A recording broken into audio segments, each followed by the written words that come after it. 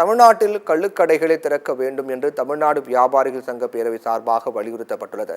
தமிழகத்தில் கள்ளச்சாராய் உயிரிழப்புகளை தடுக்க கள்ளுக்கடைகளை திறக்க வேண்டும் என வலியுறுத்தி சென்னை எழும்பூரில் உள்ள ராஜரத்தினம் மைதானம் அருகே வியாபாரிகள் சங்கத்தினர் ஆர்ப்பாட்டம் நடத்தினர். இளைஞர்களை போதைக்கு அடிமையாகும் திரைப்பட காட்சிகளை கட்டுப்படுத்த வேண்டும் என்றும் தமிழக அரசுக்கு வியாபாரிகள் கோரிக்கை விடுத்தனர்.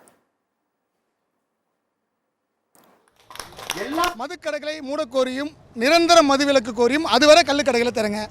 இப்போ கள்ளக்குறிச்சியில் கூட கைதான அந்த கண்ணுக்குட்டின்றவர் 25 வருஷமாக சாராயம் கேசுறாரு. அது திமுக ஆட்சியில் இருக்குது, அதிமுக ஆட்சியில் இருக்குது. இளைஞர்களை குடிகரால் ஆக்கிக்கிற இந்த காட்சிகள் இன்றைக்கி இளைஞர்கள் இந்த மாதிரி மதுவுக்கும் போதைக்கும் அடிமையாக இருக்காங்கன்னா அதுக்கு முழுக்க காரணம் திரைப்பட நடிகர்கள் தான். போன தலைமுறை எப்படி ரஜினிகாந்த் சிகரெட் குடித்து சீரழிச்சாரோ அதுபோல் இந்த தலைமுறையை சந்தோஷனா குடி, துக்கனா குடி, எதுக்குனாலும் குடி அப்படின்னு காட்டுறது இந்த காட்சி ஊடகங்கள் தான். அதனால் இது போல் காட்சிகளை தடை செய்யணும் அப்படின்ற ஒரு கோரிக்கையாகவும் இந்த ஒரு ஆர்ப்பாட்டத்தை வச்சுருக்கோம்.